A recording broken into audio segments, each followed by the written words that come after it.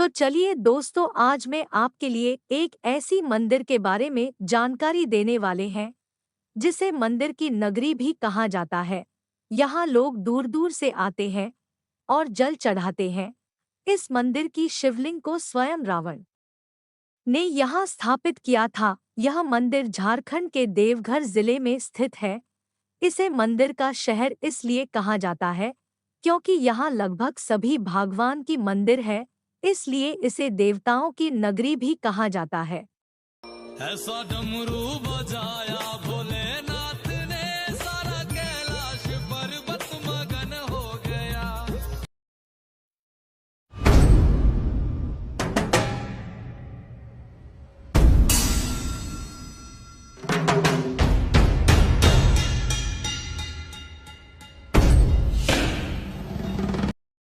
देवघर हिंदू धर्मावलंबियों का प्रसिद्ध तीर्थ स्थल है। झारखंड बिहार में यह बाबा धाम के नाम से भी जाना जाता है। शिव पुराण के अनुसार देवघर का बाबा धाम 12 ज्योतिर्लिंगों में से एक माना जाता है।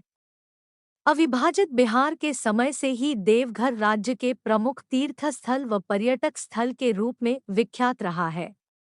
ऐसी मान्यता है कि रावण द्वारा भगवान शिव को लंका ले जाने के क्रम में उनकी यहाँ स्थापना हुई थी। इस मंदिर की स्थापना सन 1556 में उस समय में हुई जब बैजू नाम के एक व्यक्ति ने खोए हुए शिवलिंग को खोजा था। इसी के बाद से बैजू के नाम पर यहाँ के मंदिर का नाम वैद्यनाथ धाम पड़ा। श्रद्धालु इसे कामनालिंग भी कहते हैं और मनोकामना पूर्ति की कामना करते हैं। प्रत्येक वर्ष सावन मास में यहाँ श्रावणी मेला लगता है जो 1 महीने तक चलता है। इस मौसम में श्रद्धालु कांवड़ियों के रूप में भागलपुर के सुल्तानगंज से गंगाजल लेकर देवघर स्थित बाबा धाम तक 98 किलोमीटर की दूरी पैदल ही तय करके बाबा को जल चढ़ाते हैं। सावन, जुलाई से अगस्त मास में बाबा धाम में जल चढ़ाने की यात्रा का प्रारंभ सुल्तानगंज से होता है। सुल्तानगंज से श्रद्धालु गंगा नदी से पवित्र जल पात्रों में भरते हैं और बोल बम के जयकारे के साथ देवघर की ओर चल देते हैं। विधान है कि इस संपूर्ण यात्रा के क्रम में पवित्र जल से भरे पात्र का संपर्क भूमि से न होने पाए। वर्तमान में देवघर का श्रावणी मेला इतना सुप्रसिद्ध हो चुका है कि बिहार, झारखंड सहित देश के अन्य प्रांतों से भी श्रद्धालुओं का समूह बड़ी संख्या में कांवड़ियों के रूप में देवघर आता है। इस अवसर पर इतने अधिक श्रद्धालु जुटते हैं कि बाबा धाम में प्रवेश कर दर्शन व पूजन के लिए 10 से 15 किलोमीटर तक की लंबी कतारें लग जाती है।